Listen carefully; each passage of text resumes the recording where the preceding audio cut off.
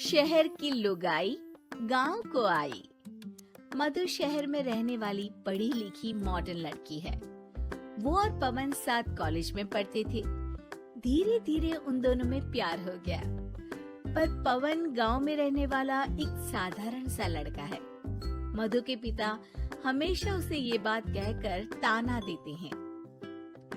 तुम वहाँ गांव में कैसे एडजस्ट करोगी? शादी करके तुम गांव तो चली जाओगी, पर अपनी सारी मॉडर्न सोच और चीजें यहाँ शहर में ही रख कर जाना। ये सुनकर मधु को बहुत गुस्सा आता है। तो क्या हुआ अगर वो लोग गांव के हैं? मैं वहाँ जाकर उस घर को बिल्कुल शहर की तरह बना दूंगी। शाम होते ही मधु पवन को वीडियो कॉल करती है। अच्छा हुआ तुमने वीडियो कॉल कर लिया। हाँ, मैं तुम्हें आज अपनी माँ से मिलाता हूँ। अरे बिट्टू, क्या कर रहा है? ये क्या है? दूर करना इस टुनटुने को। जाने कौन दिख रहा है इसमें तो। अरे माँ, आपकी बहू का वीडियो कॉल है।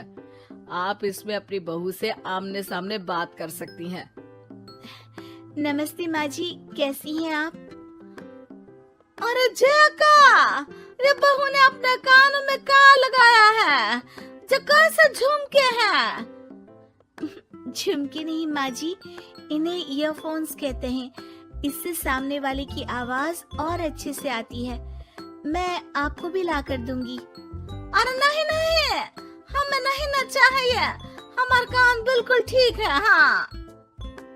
माँ जी की ये बातें सुनकर मधु को अपने पिता की बातें याद आ जाती है और वो उसी वक्त ये ठान लेती है कि वो अपने ससुराल को एकदम मॉडर्न ससुराल बनाकर रहेगी। कुछ दिन बीत जाते हैं। पवन और मधु की शादी हो चुकी है। आज मधु का अपने ससुराल में पहला दिन है। माँ जी, मैं आपके लिए एक तोहफा लाई हूँ। अरे इतना बड़ा तोहफा! अरे क्या लाई है रे इस बड़े से बक्से में? मधु बॉक्स खोलती है। ये क्या है? ये वैक्यूम क्लीनर है। मैंने आपको झाड़ू लगाते हुए देखा तो सोचा अब आपका काम आसान हो जाएगा। अरे वाह बहू वाह, तूने मुझे झाड़ू लगाते हुए देखा तो तू मेरा हाथ से झाड़ू लेकर खुद भी तो लगा सकती थी ना। पर नहीं, तूने तुझे मशीन लाकर मेरे हाथ में दे दी कि यह काम हमेशा मैं ही करूं। ये आजकल की शहरी छोरियां बिल्कुल नहीं बदलेगी।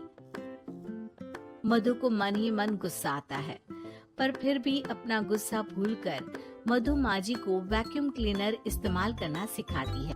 अगले दिन मधु सुबह उठती है तो ये आंगन में से कैसी आवाजें आ रही हैं? मधु दौड़ती दौड़ती आंगन में जाती है और देखते ही चौंक जाती है। अरे माँ जी, ये आप क्या कर रही हैं?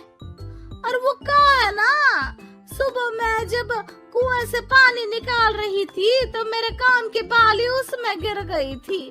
तो ये तेरा वैक्यूम ना सारी चीजें अपनी तरफ खींच लेता है ना, तो मेरी बाली भी तो निकाल ही देगा।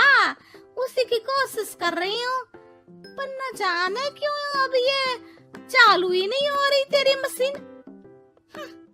अब वो चालू होगी भी नहीं। पर अब कुएं में से पानी निकाल क्यों रही थी? अरे कमाल करती हो ना बहू। पीने के लिए पानी क्या तेरे मायके से लाऊं मैं? अरे कुएं से ही तो निकालना पड़ता है। हाँ, पीने के लिए पानी, और वो भी कुएं से। मधु दिमाग लगाती है और थोड़ी ही देर में घर में वाटर प्यूरिफायर लगवा देती है। ये देखिए माँ जी, इसमें बस एक बार पानी भर देंगे तो नल में पानी साफ होकर बाहर आएगा। अरे वाह रे बहू, ये तो बहुत ही बढ़िया चीज है। रात हो जाती है। मधु जैसे ही प्यूरिफायर का नल चालू करती है तो वो अचानक से फट जाता है और सब जगह पानी पानी हो जाता है। अरे ये क्या हुआ? ये क्या हो गया? मैंने तो बस इसमें उबला हुआ पानी डाला था, ये इतनी जल्दी खराब हो गया। अरे ये सारी शहरी चीजें सब ऐसी ही होती है कबूरी। क्या आपने इसमें उबला पानी डाला था? हाँ तो फिर पानी तो तभी साफ होगा ना जब उसे उबालेंगे। ये मशीन का कोई जिन है जो हमने जो बोला वो कर देगी है? मधु को बहुत गुस्सा आता है। इस तरह तो मेरा अपने ससुराल को मॉडर्न बनाने का सपना अधूरा ही रह जाएगा। नहीं, मैं इस तरह से हार नहीं मान सकती। थोड़े ही दिन में मधु पूरे किचन को मॉड्यूलर किचन में बदल देती है। अरे वाह बहुआ, इतनी सारी अलमारियां। माँ जी मॉड्यूलर किचन देखकर बहुत उत्सुक हो जाती है। ये बक्सा का है। बहू ने शायद गलती से इसे यहाँ रसोई में रख दिया है, पर है तो ये बहुत ही बढ़िया। अगले दिन सुबह। अरे मायरी, क्या हो गया? मैं तो बर्बाद हो गई। मेरी सारी पूंजी जलकर राख हो गई। हे राम, अब मैं क्या करूं? माँ जी की रोने की आवाज सुनकर मधु दौड़ी दौड़ी किचन में आती है और इतना धुआं देखकर घबरा जाती है। ये सब कैसे हुआ माँ जी? ये आग कैसे लगी? ये सब तेरा इस मॉड्यूलर किचन की वजह से हुआ है, और ऊपर से तूने तिजोरी जो रसोई में रख दी थी, मैंने जैसे ही अपने गहने और पैसे इसमें रखे और बाहर से इस ताले को घुमाया, ये तो 5 मिनट में ही आग बबूला होकर पट गया।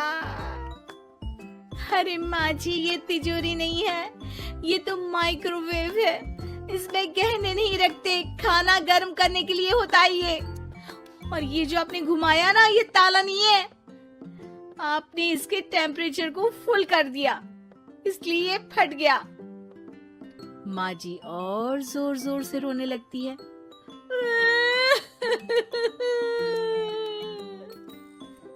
मधु सर पीट लेती है और कसम खाती है कि अब ससुराल को मॉडर्न बनाने की कोई कोशिश नहीं करेगी।